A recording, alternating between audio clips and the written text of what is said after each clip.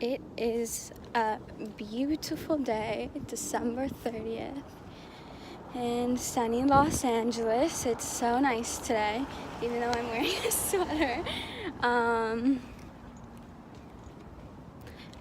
There's a few things I want to speak about, and I just want to share how Angeli, she saved my life. She saved my life, and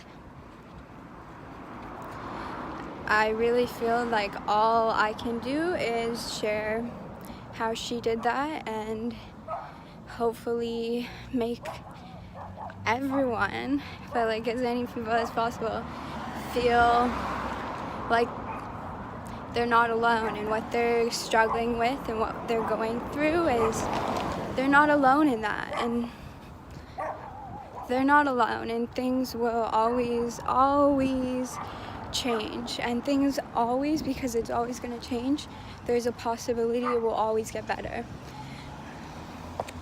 It's like so simple, but it's like the simplest things are so often so overlooked.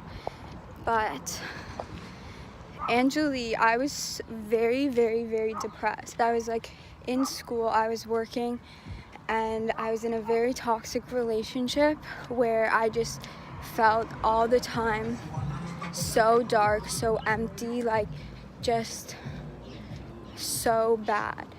And no one took me seriously. My parents, my friends, my boyfriend. I was dramatic. I was just looking for attention, and it was like I was dealing with postpartum depression, truly, and I really didn't understand that at the time. I didn't know. No one really told me. I was on birth control that was like really fucking up my hormones, so I was completely unbalanced, and I was so depressed, and I was unable to see any type of positivity, any type of like light, any type of hope for the future. I was literally trapped in my pain, and I was unable to see the choices that I myself could make to make things better for myself.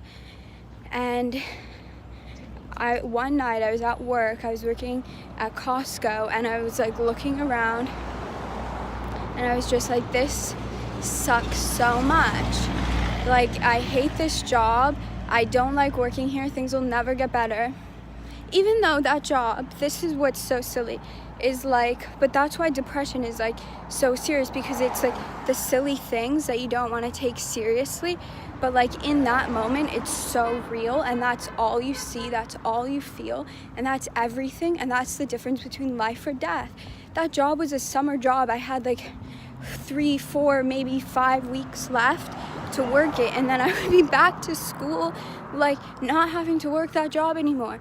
But that night I was like, things are never gonna be better, things will be like this forever, I'm gonna have no hope, I have no chance, and I was gonna kill myself. I texted my boyfriend, and he completely dismissed it. I don't even think he replied. I think I said I was gonna kill myself, and he didn't even respond.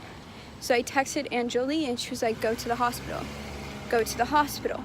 And because she said that, I went to the hospital, and I took an Uber from work to Mackenzie Health, and I told her, like, she was like, I'm gonna come with you. I was like, no, it's like something I just have to do alone, like it's fine. And she was like, no, like I'm coming. So she came. This was like 11 p.m. She came to Mackenzie Health. It was like 11 p.m. We're waiting in the hallway for hours. Like once I was like checked in through emergency, it was like hours, and we're sitting because all the rooms are overflowed. We're sitting on a gurney in the hallway it was 1 o'clock in the morning by the time I talked to anyone, and the resident physician walked by, and he saw us there, and I was like, at that time I had been talking to Angeli, and that's all I really needed at that time, like to get out of that how I was feeling, I knew I wasn't going to kill myself if I went home. I was feeling quite a lot better. But I was like, no, I'm fine. I'm good to go. I'm fine. And Angeli was just with me. And all she was with me. And because she was with me, he was like, your friend wouldn't be here if she didn't think it was serious. Your friend wouldn't be here with you. She wouldn't have showed up if it wasn't legitimate. And he committed me. And then I was like committed for 72 hours at that point. And so I had to give up all my stuff, my cell phone, my clothes, my bag, and put on the little hospital gown and start that journey. But I was so pissed at Angeli for not speaking up and saying, no, she's good. And I was so mad, and she literally, like, hindsight's 20/20, but if she had not just been there, like, I would not have been able to get the help I needed. And through that, it was like a very long path to recovery, like very long path to get to where I am today. And I'm still like improving, but like, just if she had not been there, if she had not just been there for me to talk and to be my friend and to literally just show up and like have the doctor take me seriously and like keep me there, even though I didn't feel like I was a threat to myself or anyone else, like I would not be here today. Like I would not be the person I am today. I would not be like sharing my, like I would not be this positive. I would not be this happy. I would not be here. It would be something completely different. So I'm just so incredibly grateful. I'm so thankful that for her life and for her that she exists, and she still does, because she's here with me.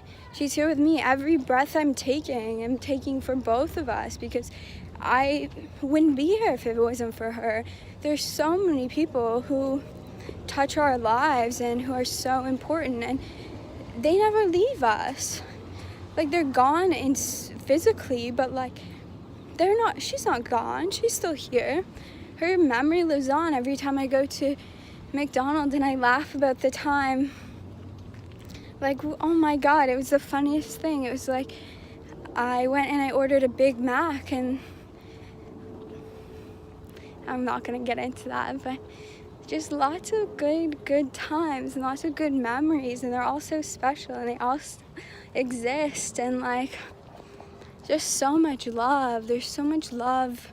Had such a unique relationship, and it's something that I'll never experience again, because it's like everything's different, but the love is there. The love is always gonna be there, and she's never gone, and just so grateful. And yeah, I just love her so much, and I know a lot of people are struggling with a lot of the things she was, and just the inability, I was struggling with it too, the inability to see the light and to see positivity and joy, and like the inability to see the choice you have to decide.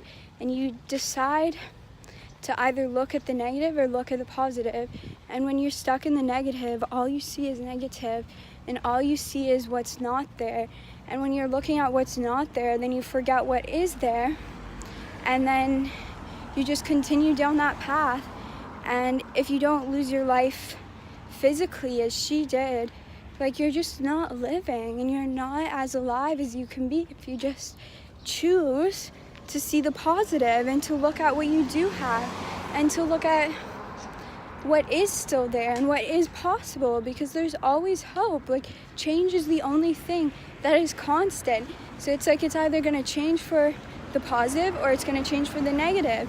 And if you're in a negative space, if you're thinking negative, it's just going to change for the negative, and it's going to keep getting worse, and it's going to reaffirm that belief that it's not enough, that you're not enough, that life is bad. But if you decide things are good, and you look at what's good and you appreciate what you have, then you make choices based on that, and things are going to change, but they're going to be better. And things will just keep getting better.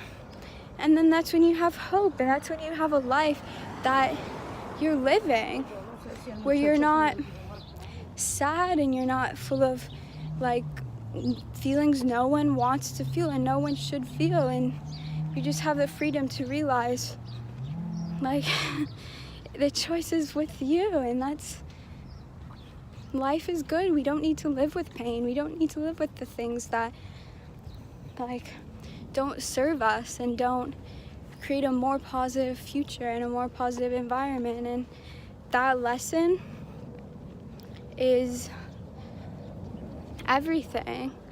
So I hope everyone, if you watch this whole thing, me just rambling, I really hope you tell yourself that you love yourself today, and you thank yourself for coming up, for showing out, and for being who you are, whoever that may be. And just don't forget to tell yourself you love yourself.